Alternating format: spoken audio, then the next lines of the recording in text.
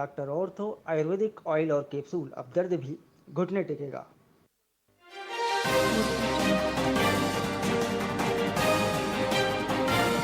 तहसीलदारों की सीतापुर बीजेपी विधायक की गिरफ्तारी की मांग। छत्तीसगढ़ में प्रशासनिक हड़ताल से सेवाएं प्रभावित।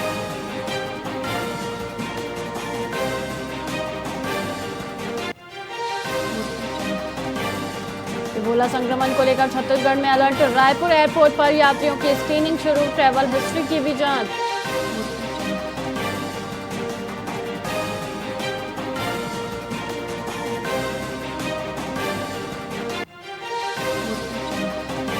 जून डीएलएड परीक्षा के लिए बस्तर में तैयारी पूरी। जगदलपुर में 12 परीक्षा केंद्रों पर होगी परीक्षा। डीएलएड प्रवेश परीक्षा में 3,891 परीक्षार्थी होंगे शामिल।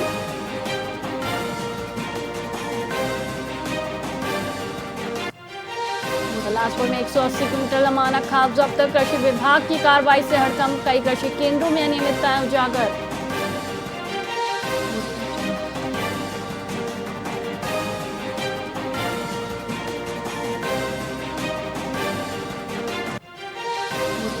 नौतपा के बीच छत्तीसगढ़ में मौसम का बदला मिजाज। अंबिकापुर सूरजपुर में बारिश से मिली गर्मी से राहत। अगले 2 दिन आंधी बारिश का मौसम विभाग का अलर्ट।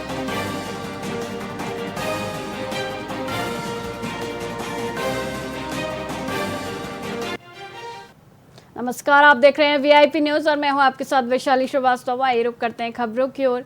महासमुंद जिले में एलपीजी गबन के चर्चित मामले में पुलिस को बड़ी सफलता मिली है। फरार चल रहे ठाकुर पेट्रोकेमिकल के मालिक और डायरेक्टर संतोष और सार्थक ठाकुर को महाराष्ट्र के कोल्हापुर से गिरफ्तार किया गया है। पूछताछ के दौरान कई अहम खुलासे हुए हैं, जिसमें जिला खाद्य अधिकारी अजय यादव मुख्य षड्यंत्रकारी पाया गया, जबकि पंकज चंद्राकर डील मेकर के तौर पर काम कर रहा था। मनीष चौधरी ने मध्यस्थता व्यस्त की थी।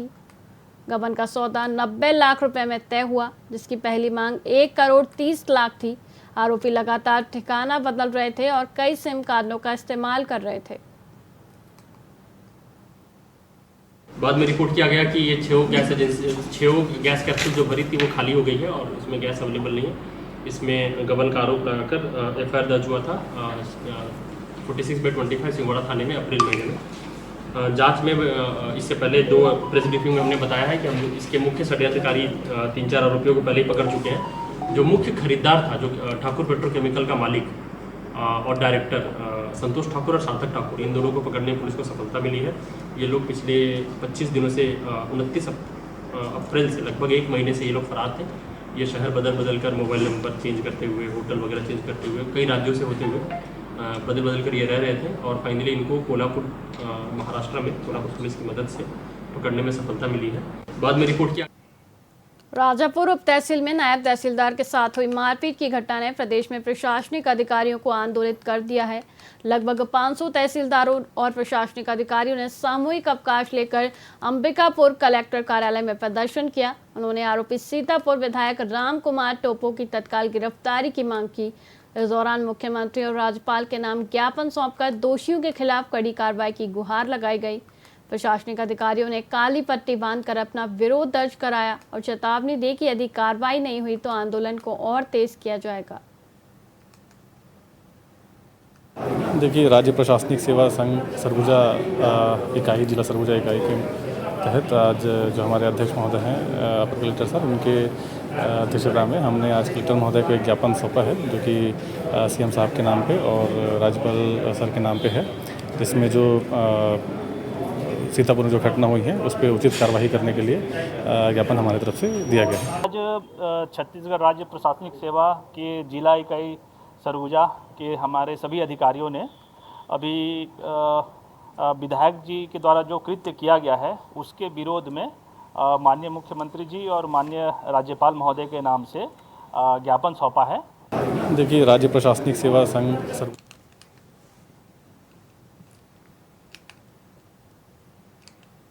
छत्तीसगढ़ के नारायणपुर में सुरक्षा बलों ने नक्सलियों के हथियार बनाने के गुप्त ठिकाने का भंडाफोड़ किया है। महाराष्ट्र के गढ़चिरौली और छत्तीसगढ़ के नारायणपुर पुलिस की संयुक्त टीम ने काकूर थाना क्षेत्र के घने जंगलों में कार्रवाई करते हुए यह बड़ी सफलता हासिल की। ऑपरेशन अंतिम प्रहार के तहत जमीन में छिपाकर रखे गए हथियारों, विस्फोटकों और हथियार बनाने के उपकरणों को बरामद किया गया। नक्सलियों की गोपनीय सूचना पर यह अभियान चलाया गया, जिसमें विशेष अभियान दल, BDDS टीम और DRG नारायणपुर के जवान शामिल थे। सुरक्षा कारणों से बरामद सभी सामग्री को मौके पर ही नष्ट कर दिया गया।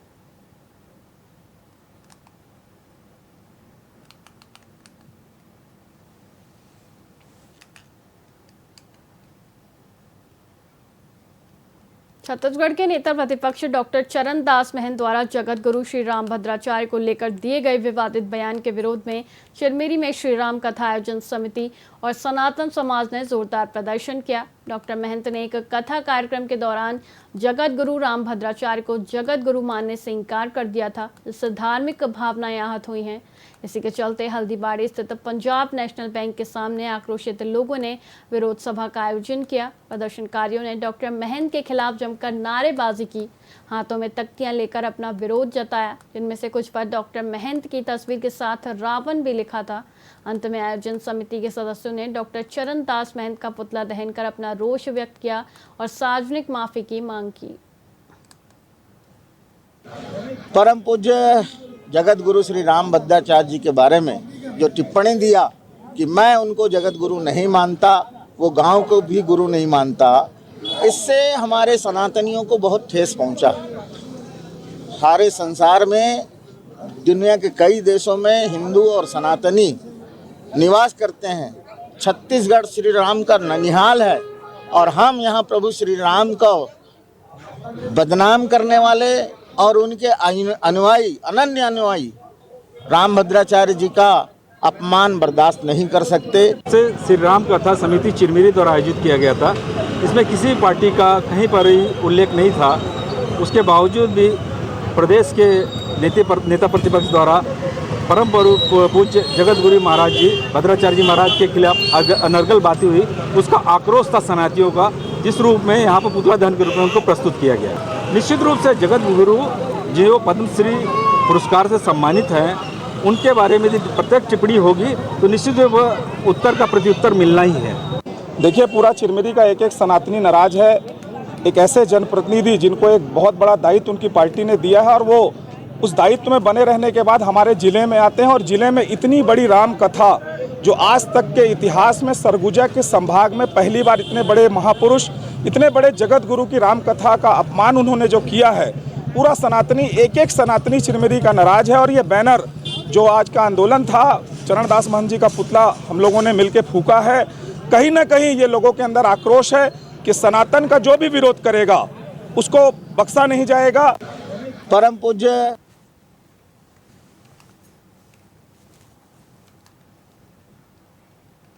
सरगुजा जिले के सीतापुर में नायब तहसीलदार तुषार मनिकपुरी ने स्थानीय विधायक राम कुमार टोपो और उनके समर्थकों पर मारपीट का गंभीर आरोप लगाया है।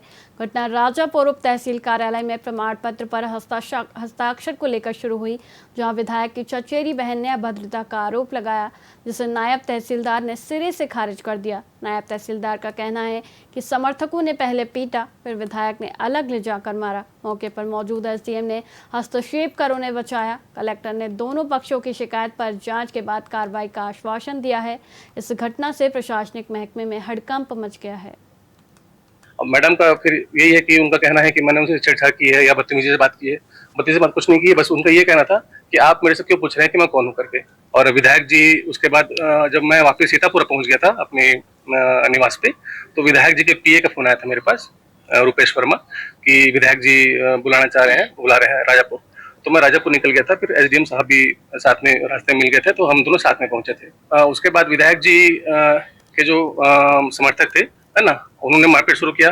मारपीट करने के बाद विधायक जी ने मुझे हाथ पकड़े वापस लाया और मैडम को बुलाया, है ना, जो मैडम उनकी शायद बहन है, चचेरी बहन है ना, हमको जानकारी नहीं है ना, उनको विधायक जी ने पहले बताया ना उन्हें बताया मैडम ने। उसके बाद विधायक जी मुझे साइड में लाए। उसके बाद विधायक जी ने भी मुझसे हाथापाई की। शाम को 5 बजे करीब मुझे भी फोन आया कि ऐसा ऐसा मामला हुआ है। तो मैंने विधायक जी से बोला भी कि भाई आप या तो ऑफिस आ जाइए या रेस्ट हाउस में क्या मामला है ना, तहसीलदार को बुला लेंगे, वहाँ पे क्या समस्या हुई उस पर बात भी कर लेंगे। तो कुछ देर बाद उन्होंने कहा ठीक है हम रेस्ट हाउस में मिलेंगे। तो उसके बाद हम लोग रेस्ट हाउस में थे। फिर उनका फ़ोन आया कि नहीं राजापुर में ही आ जाए करके। तो हम लोग बोले ठीक है भाई, कोई नॉर्मल बात हो सकती है, विधायक जी खुद हैं। तो फिर हम लोग तुषार के साथ हम लोग वहाँ पे पहुँचे। तो शुरुआत में थोड़ा सा बात हुआ, उसके बाद उनके अचानक कुछ लोग आए और तुषार को काफ़ी मारपीट करने लगे इस बीच। उसके बाद थोड़ी देर बाद हुआ, फिर विधायक जी के द्वारा भी उसको काफ़ी मारा गया। मेरे समक्ष में नायब तहसीलदार ने का ये कहना है कि उसके साथ मारपीट की गई है। तो इसके बाद और जैसा ये है कि विधायक महोदय की तरफ से भी वहाँ पर थाने में कंप्लेन दिया गया है। तो आगे इसमें जो पुलिस है वो दोनों पक्षों के शिकायतों पर जांच करके विधि के अनुसार कार्रवाई करेगी। मैडम का फिलहाल खबरों में इतना ही। मुझे दीजिए इजाजत। देखते रहिए VIP न्यूज़। नमस्कार।